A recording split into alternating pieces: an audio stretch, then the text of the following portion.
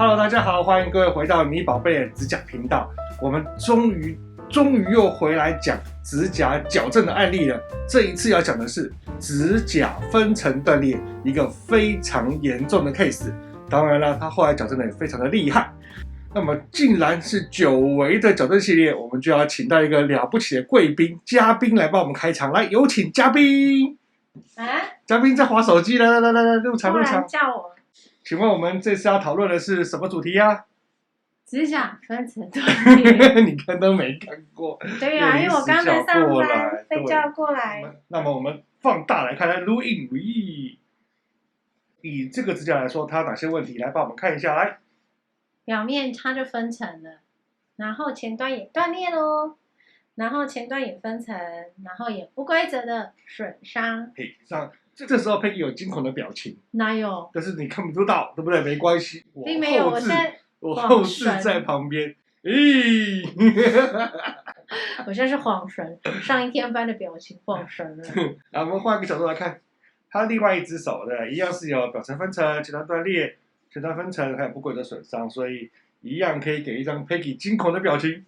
噔噔，那明明就我出去玩的表情。好了，给大家看一下。是的，这是我们去日本玩的时候拍的照片。对那我们出这张图是为了请 Peggy 告诉我们一个非常重要的概念，那就是呢，皮肤与指甲的疑难杂症，请先怎么样？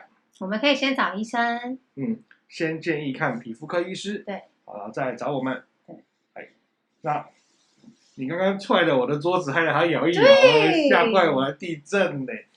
那既然这样子，你就负责我们下面的业配。不行，哎呀，你宝贝指甲。我们就是很资深的矫正专门店。是有。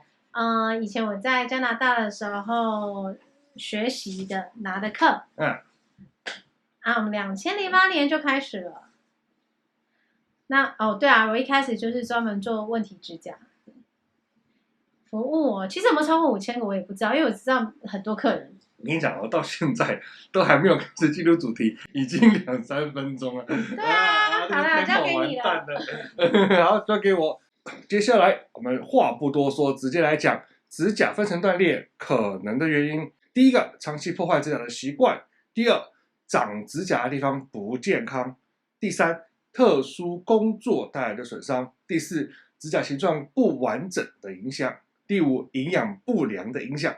那这几点我们往下分门别类，一项一项来分别探讨，请跟我一起往下看。长期破坏指甲的习惯，来，我们看一下它的大拇指，我们用红色箭头标出来，这边大拇指上有硬茧，有肉刺。那么也许一般人看了不怎么样，但是像我们这种爱抠指甲的人，看了之后，真的是好想把它抠掉，好想把它弄掉哦。因为呢，根据我们过往的经验其实破坏指甲的习惯有很大的原因是因为心理的因素，所以很难去忍住而不去破坏它。那这些人里面呢，很多人又有所谓的完美主义。我们并不是说指甲要追求完美，而是当我觉得不完美的时候，就想去弄它，就想把它弄掉。可是这件事情就会导致指甲越来越差。所以当你皮肤干燥、肉刺、硬茧有很多的时候，这个时候呢，就会使得破坏指尖的欲望会越来越大，最后造成长期的恶性循环。那么如果说对这个议题很有兴趣的话，之前拍过一个影片，就是抠咬指甲是不是心理上的问题。如果有兴趣的话，右上角的链接或下面的说明栏都可以往里面点。长指甲的地方不健康。什么是长指甲的地方？那当然是长指甲的那块肉啦，就像头发也有长头发的那个地方，指甲也是。那长指甲那个地方我们叫做母体。我们先来看一下它的手，蓝色指标指出来的地方是它的指肉，它指甲下方的那个肉呢，因为红肿了，因为红肿越来越严重，最后导致它的红色指标指出来的母体后来也发炎，才会变成不健康的手指头。那么会造成这个问题最重要的原因，是因为日常保湿不足，加上不断的外力破坏，使得指缘皮肤就红肿发炎。后来呢，越来越延伸到指缘的母体，那母体不好，就长出不健康的指甲来。来，我们再录影看一下。所以呢，一开始当然是前端看出来不健康很肿，对不对？那所以呢会导致母体也跟着一起不健康。那么母体不健康的情况之下就会长出不健康的指甲。不健康的指甲有哪些问题？像是它容易分层、容易断裂也有各种各样长不长的困扰特殊工作的伤害。来，我们再回到大拇指，可以看一下，它左边的大拇指其实缺了一角，右边也缺了一角，中间没有这么严重。为什么？因为它有外力破坏左右两侧。其实有很多的工作会损害指甲，像是这一个 case， 它所有的问题就是它会打球、会重训，然后所以这一些激烈运动造成它的运动伤害可另外呢，也有些其他工作也会有相对的影响。像是医生、护士或实验室常消毒，所以指甲跟皮肤就没有这么好。生产线或工地的工作它也容易凹到指甲，指甲也容易脆掉。另外带小孩跟餐饮业的人也会因为太频繁的碰水，所以指甲跟皮肤也比较容易不好。指甲形状不完整的影响，我们再回到他的双手来看一下他的手上面有扇形指甲。另外呢也有飞甲，那像这样子的指甲就会造成很大的影响。为什么这么说？那是因为通常来说正常指甲是要有漂亮的形状，那就只说指甲两侧要平行向前。来，我们抓一只漂亮的指甲来给大家看一下漂亮的指甲，指甲两侧要平行向前，然后看一下指甲正面，指甲这边也有一个明显的弧度弧度吗？对，所以说不管是纵向也好或横向也好，都有非常漂亮的抛物面，这样子遇到撞击的时候才有抵抗力才会把力道给分散掉。可是当你是飞甲或扇形的时候，就容易被凹折到。如果想要更清楚了解的话，我们写过飞甲的文章跟影片，可以点进去看一下。另外扇形指甲过去也写过文章、拍过影片，一样右上角或下方的连结都可以往下看一下。营养不良的影响我跟你说，这一项放在最后来讨论，那是因为我们觉得它最不重要。可是很多人传统上认为一定是营养不良。根据我们开业这么久的经验来看，其实现在人的食物充足而且复杂，所以说营养不良导致指甲不好的几率是非常非常非常小的。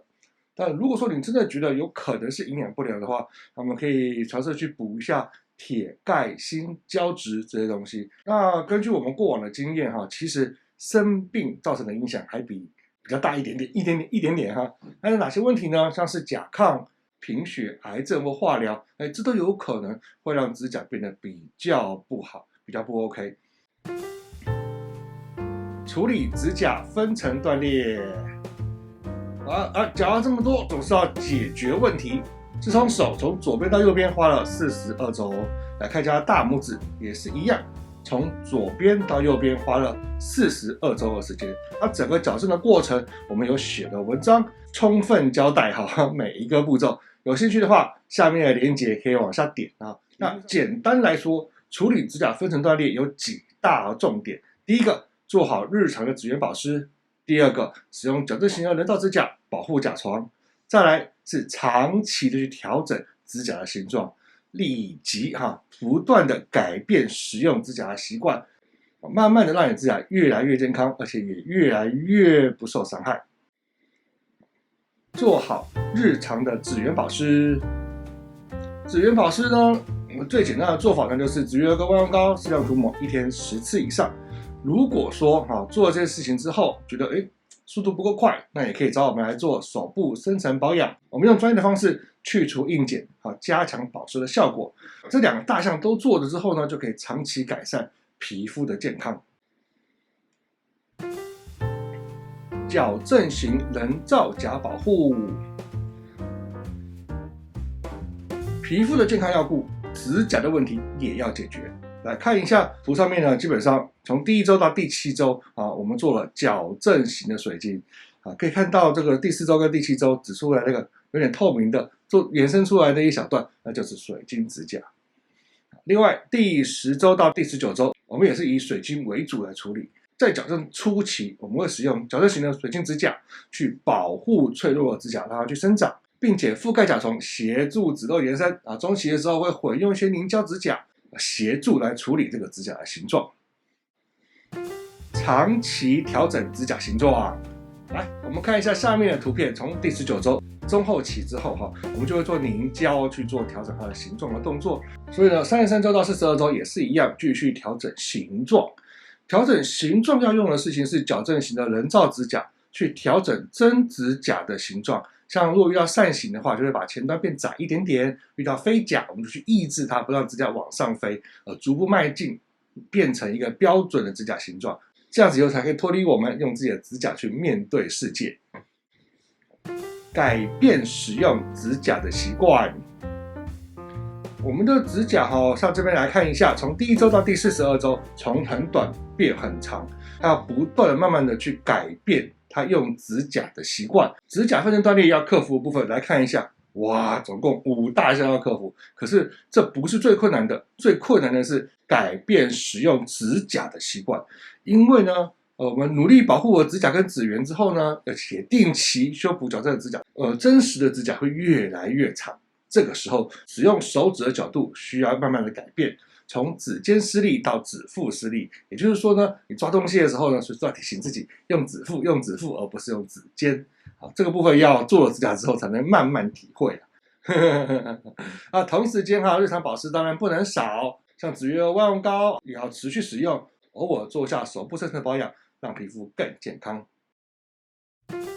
指甲矫正的经验。我们的小编在帮我们写文章的时候，在这个 case 的文章里面写了一小段他自己的经验。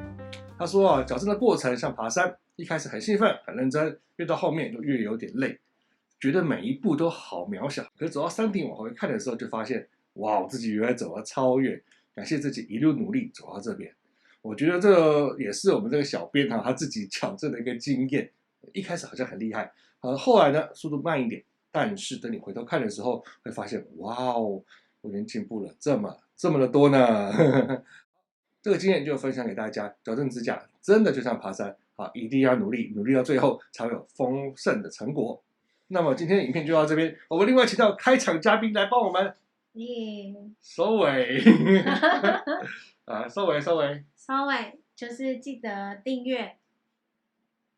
按赞、分享小铃铛，哇，对，管他有念就好，拜拜，拜拜。